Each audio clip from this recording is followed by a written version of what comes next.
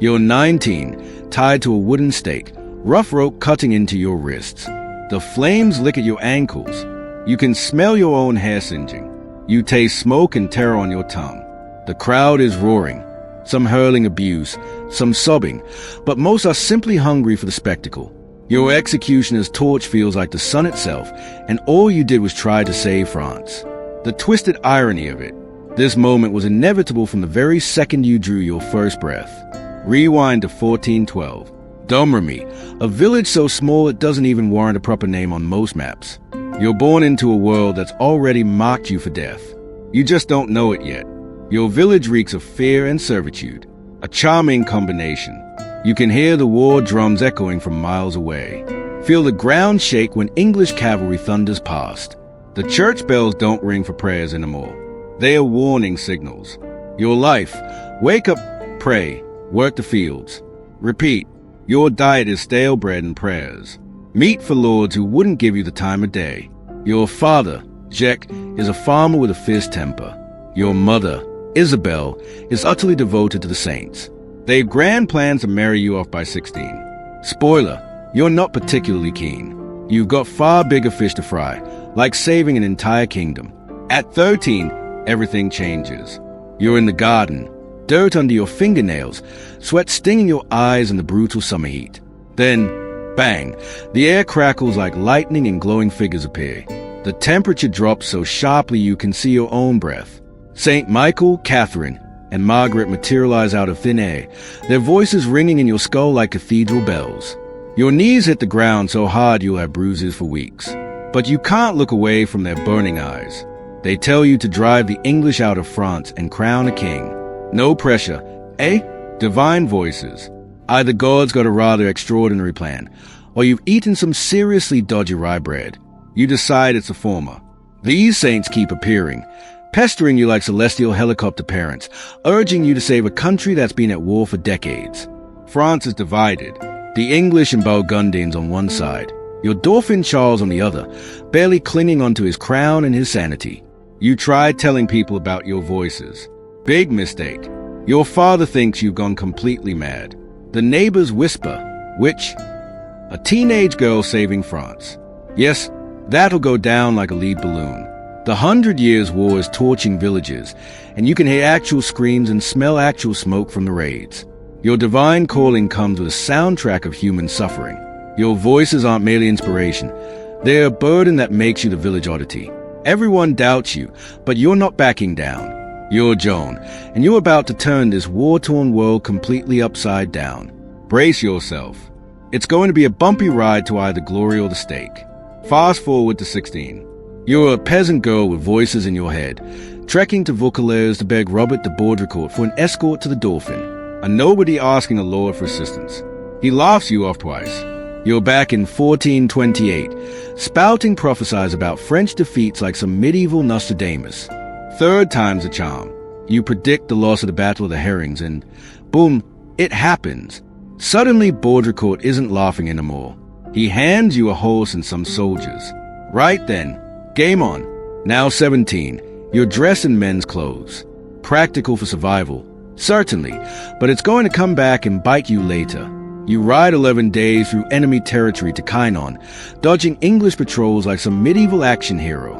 One wrong move and you're dead, or worse. You reach Charles VII court, a den of snobbish nobles who smell considerably better than they behave. The Dauphin disguises himself to trick you.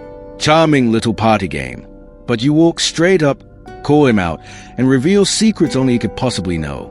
MIC drop moment.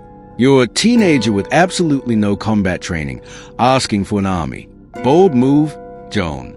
Priests and scholars grill you for weeks, sniffing out heresy like bloodhounds. Here's a remarkable bit. You're a peasant girl who can't read, yet you're outsmarting the lot of them with divine confidence and razor-sharp wit. Your voices are real, and you're not backing down. France needs you, and you're ready to prove it. Time to saddle up. War is calling. It's May 1429, and you're 17, strapped into white armor, waving a banner like a medieval rock star. Welcome to the Siege of Orléans. The English have the city surrounded, but you're dodging arrows, rallying troops, and shouting at generals to move faster. No military training, No bother, you've got divine guidance.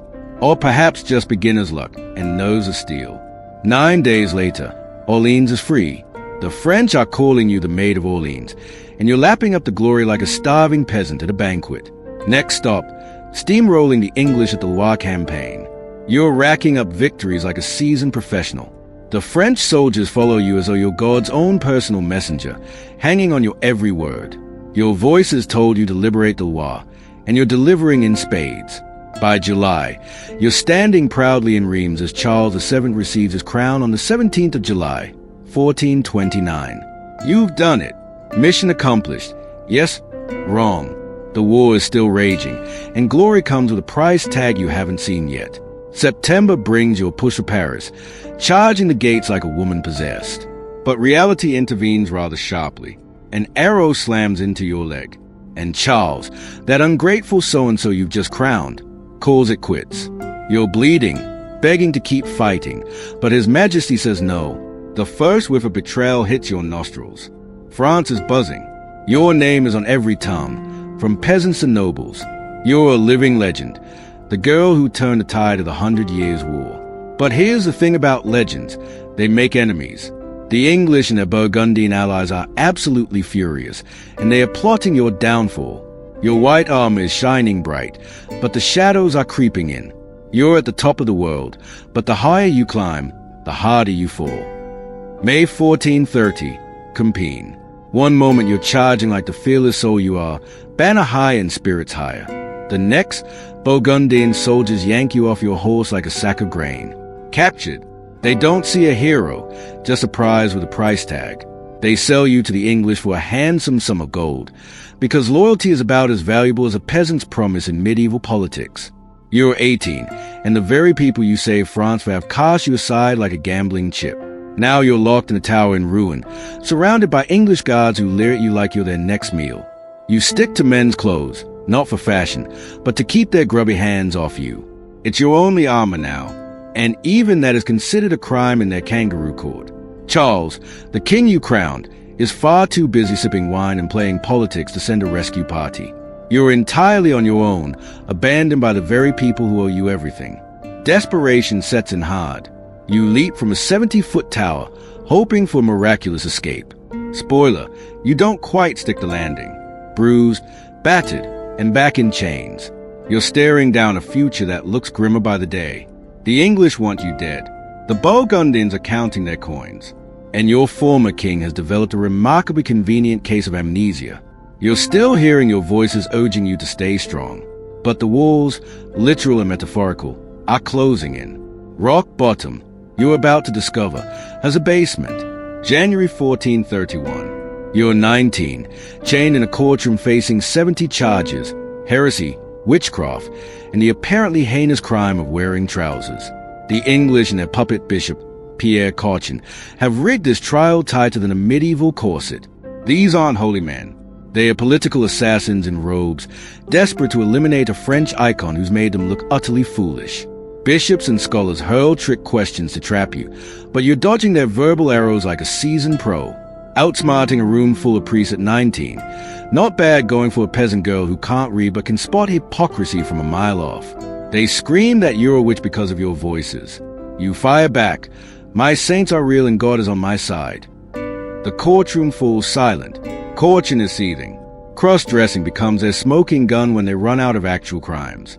On the 24th of May, they drag you to a cemetery and threaten to burn you immediately. Terror grips you. You're still human. After all, you sign a document saying you lied about your voices, hoping to buy yourself some time. But the moment you do, your world crumbles. Your saints feel distant, your purpose hollow. The betrayal of your own beliefs cuts far deeper than any sword. For days, you wrestle with crushing guilt and spiritual emptiness. Then clarity strikes. You'd rather die true to yourself than live as a lie. You ditch the dress, put the men's clothes back on, and reclaim your identity. The 30th of May, 1431. You're tied to a stake in Rouen marketplace. The English are so very fond of you they've arranged a bonfire in your honor. As the flames climb, you're calling out to God, clutching the cross, unyielding to the very end. The crowd is sobbing, some soldiers too, but it's far too late. You're 19, and the fire takes you. You saved France, defied a king, and shook an empire. But this isn't a Hollywood picture. Heroes don't always get happy endings, especially when there are inconvenient truths wrapped in peasant clothing. Your voices fall silent, but your name is about to echo through eternity. You're gone, but the world simply cannot let you go. In 1456, Pope Calixtus III declares your trial an utter sham. Innocent, was she? Cheers for that. Church. Only 25 years late to the party.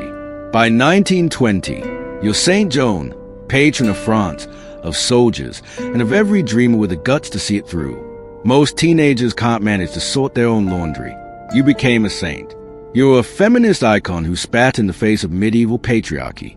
A war hero who flipped the 100 Years' War on its head. A pop culture legend.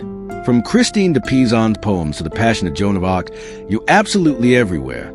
Statues, films, French flags waving in your honor. It's 2025, and 6 centuries on, here we are, sprawled on comfortable sofas, scrolling on our mobiles, still talking about you. You saved France at 19, gave Charles his crown, and ignited a nation's fight for independence. But you paid for it with your life, burned at the stake for being authentically, uncompromisingly yourself. Your fire, it's still blazing through every rebel and every underdog who hears your name and thinks, if she could do it.